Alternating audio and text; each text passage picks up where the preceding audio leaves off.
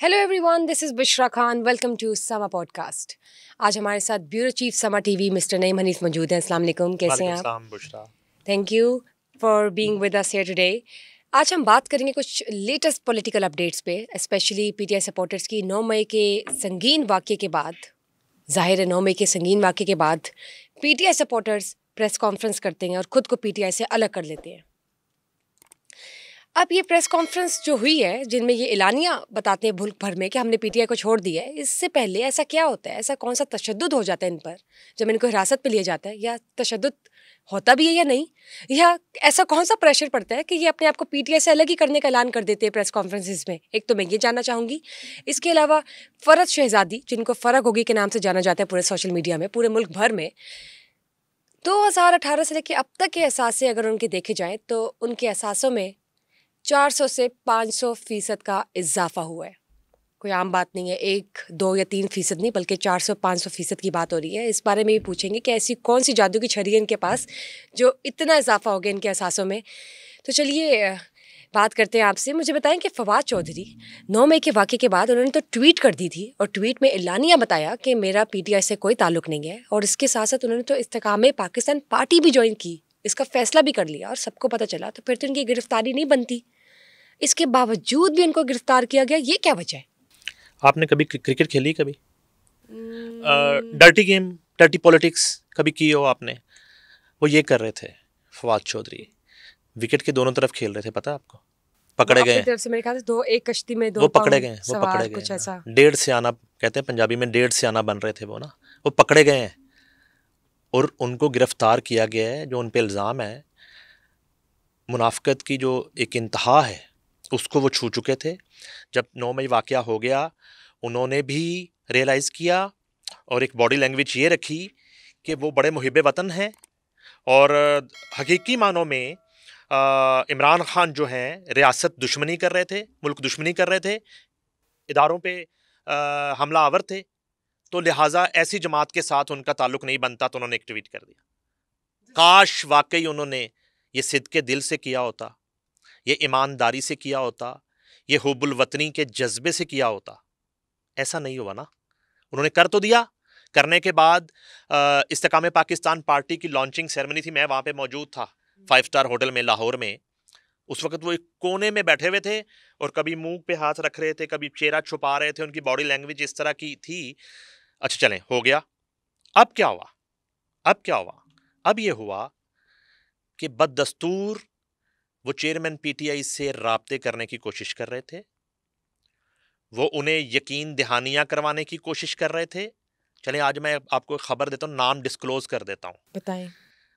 Doctor जरका, PTI की जो leader हैं, वो चेयरमैन पीटीआई से जेल में मिलने के लिए गई कुछ अरसा पहले। वो जेल में, देखें जेल की मुलाकात तो ऐसी है ना, वो तो ऑन रिकॉर्ड होती है ना। वो तो जेल ऑब्वियसली के वो तो अब रोजनामचे में लिखा होगा कौन मिलने आया। तो पूरा बनता रहता है। पहले एक पूरा टाइम लिया जाता है, मुलाकात का वक्त तय होता है, फिर मुलाकात होती है, फिर आवाज लगती है आपकी मुलाकात का वक्त खत्म हुआ चाहता है, डॉक्टर जरका, टन टन टन, फिर वहां से निकला जाता है। ज़ाहिर है वो तो पूरा रिकॉर्ड बन गया। एग्जैक्टली तो डॉक्टर जरका मिलने गई उनसे। अच्छा, उनका मिलना कोई अचंभे की बात नहीं है। फवाद चौधरी साहब ने डॉक्टर जरका के हाथ पैगाम भिजवाया कि मैं बहालत मजबूरी और मुश्किल वक्त की वजह से मैंने वो ट्वीट किया था और पीटीआई से अलहदगी का ऐलान किया था। मैं आपका ही कारकुन हूँ, आपका ही साथी हूँ। चेक करें, एक जगह वहां पे टांग फैलाएंगे तो एक Exactly. जगह यहाँ पे टांग फैला रही है। बस ज्यादा गुस्सा मत करना, अभी कुछ बोल ना देना गुस्से में बुशरा। नहीं, ये देखिए ना देखो आपके। देखो, ये मुझे भी बड़ी तकलीफ हुई। मैं फवाद चौधरी को एक बड़ा जेंटलमैन समझता था, एक बड़ा पंजाबी में कहते हैं धड़ेबाज समझता था और एक मजबूत लीडर समझता था। मेरा ख्याल है जो उन्होंने वहाँ पे दौड़ लगाई, कोर्ट से जब भागे और जो उनकी हालत थी, और ये वाला जो वाकया, तो अब बदकिस्मती ये कि डॉक्टर जरका ने ही वो बात आके बाहर सबको बता दी कि मुझे ये हाल है अंदर। फवाद चौधरी ने मुझे ये पैगाम दिया था, मैंने उनका ये पैगाम पहुंचा दिया चेयरमैन को। अब इस बात से मुझे सरोकार नहीं कि चेयरमैन के एक्सप्रेशन क्या थे, उन्होंने आगे से क्या जवाब दिया, ठीक है, क्योंकि वो तो बड़ा गुस्सा करते थे उस वक्त जब प्रेस कॉन्फ्रेंस हो रही थी और लोग जब छोड़ छोड़ के जा रहे थे। और जैसे वो एक खातून थी, मैं उनका नाम भूल गया हूँ, वो आई थिंक वकील भी थी। वो उसके बाद प्रेस कॉन्फ्रेंस करने के बाद उन्हें कोर्ट में कहीं मिलने के लिए गई तो उन्होंने मिलने से इनकार कर दिया, मिले नहीं, वो सलाम का जवाब भी नहीं दिया। इस कदर नफरत है उनको उन लोगों से जो प्रेस कॉन्फ्रेंस करते हैं। चले, ये तो उनका अपना एक माइंडसेट है और एक रवैया है। फवाद चौधरी साहब पकड़े गए, फवाद चौधरी साहब पकड़े गए। अब जहां कमिटमेंट आपने की कि मैं ऐसी जमात के साथ ताल्लुक नहीं रखूंगा और आप हीरो बने और आप एक वतन के एक बहुत ही हमदर्द बने, आप इदारों के हमदर्द बने, आपने उस दिन के सारे एक्ट की मजम्मत की, और यहां आप क्या कर रहे हैं? आप दोनों तरफ खेलने की कोशिश कर रहे हैं। अब वो दौर नहीं रहा, ये क्या अब दौर नहीं। अब देखो, बुशरा मार्केट में आ चुकी है, डिजिटल दुनिया में छा चुकी है। बुशरा के होते कोई चीज छुप सकती है? इमेच्योर आप कैसे कर सकते हैं? देखिए, अगर आपने ऐसा करना भी है तो आपसे वाकिफ है, वो स्मार्टली प्ले नहीं कर फवाद सके। चौधरी आपसे वाकिफ नहीं। मैं आपको एक बात बताऊं, वो स्मार्टली प्ले नहीं कर सके। बंदा तरीके से दो पार्टियां इकट्ठी रखता है। पता नहीं था आप पकड़ लोगी, उसको यकीन नहीं था इस बात तो का। ये बात है ना, उसने कहा कि बुशरा धोखा खा जाएगी।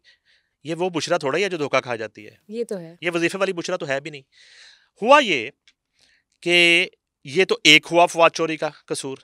दूसरा वाकया बताऊं ना, ये तो आप ही तो आप उठ के नहीं जाएंगे यहाँ से, आप उठ के नहीं जाएंगे। बैठी ही आज इसलिए हूं कि मैं पता तो करूं भाई, ये गिरफ्तारी यहाँ पे बनती कैसे जब एक दूसरा जगह वो वाकया क्या आईपीपी का हुआ? ऐलान किया था। दूसरा वाकया क्या हुआ? दूसरा वाकया ये हुआ कि मौसूफ ने 4 से 5 यूरोपियन कंट्रीज के एम्बेसडर से मुलाकात की। अच्छा, मुलाकात करना कोई बुराई नहीं, मुलाकात करना कोई बुराई नहीं। चलें, किस हैसियत में कि आपका पर्सनल ताल्लुक भी हो सकता है, किसी भी कंट्री के एम्बेसडर से आपका पर्सनल ताल्लुक भी हो, आप मिल सकते हैं, आप उसे इनवाइट कर सकते हैं, आप उसके पास जा सकते हैं। किस एजेंडे के तहत मुलाकात की? ये उनसे मिलने के बाद उन कंट्रीज के एम्बेसडर्स को इस बात पे कन्विंस करने की कोशिश करते रहे कि आप चेयरमैन पीटीआई की रिहाई के लिए कोशिशें करें और अपने अपने कंट्रीज में आवाज बुलंद करें।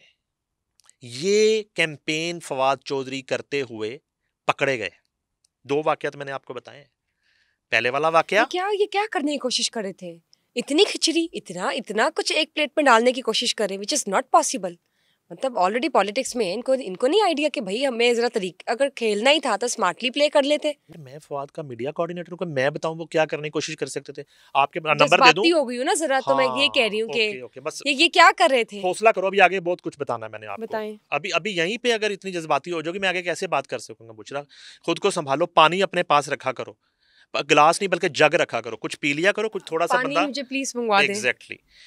अच्छा, उसके बाद ये होता है कि ये करते हुए भी ये पकड़े जाते हैं, और ये बात भी, अब इनका किस तरह की एक रिलेशनशिप है, किस तरह की इनकी स्ट्रेटजी है, किस तरह के मरासिम हैं लोगों के साथ, के उधर मैंने बताया कि डॉक्टर जरका ने डिस्क्लोज कर दिया, भांडा फोड़ दिया कि ये क्या पैगाम देके भेजा, और इधर उन सफीरों ने भी भांडा फोड़ दिया कि ये उनसे क्या बातें करते हैं। बहुत ही बैड लक चली है।